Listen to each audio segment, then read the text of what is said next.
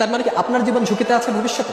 অন্তত একদিনে 10টার বেশি নাম্বার থেকে সরাসরি হত্যার হুমকি দেওয়া হয়েছে, ভিন্ন ভিন্ন 10টা নাম্বার থেকে। সেই 10টা নাম্বার সহ শাহবাগ থানায় জিডি করেছি, এরপর থেকে আর এর কোনো ইমপ্রুভমেন্ট পাই নাই। তো এটা আপনারা আবার অনেকে মিডিয়া বলবে যে তাহলে আপনি জিডি করেন নাই কেন, এই জন্য করে রাখা।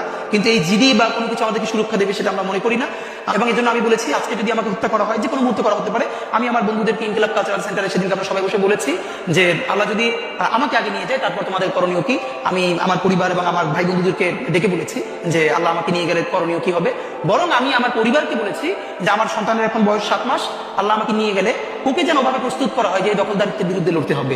আল্লাহ ওকে যদি বড় করে ওর সন্তান দখলদারিত্বের বিরুদ্ধে লড়বে, এই স্পিরিট যেন ওকে দেওয়া হয়, এটা আমি আমার পরিবারকে বলেছি। সে আছে। আর একটা মজার ব্যাপার হলো যে আমি যখন ইনসাফের লড়াই করি তখন তো সেখানে পরাজয়ের কিছু নেই। আমি বেঁচে থাকলে আমি গাজী হিসেবে লড়বো, আমি মরে গেলে শহীদ হয়ে আল্লাহর কাছে চলে যাবো। আর আমাদের এই লড়াইটা হার জিতে দিচ্ছে, আমরা জিতের উপরেই আছি। আমাদের জীবন বেঁচে থাকলেও জিত, আমাদের জীবন চলে গেলেও জিত। আপনাদের তো হারানোর কিছু ছিল না, সুতরাং লড়াই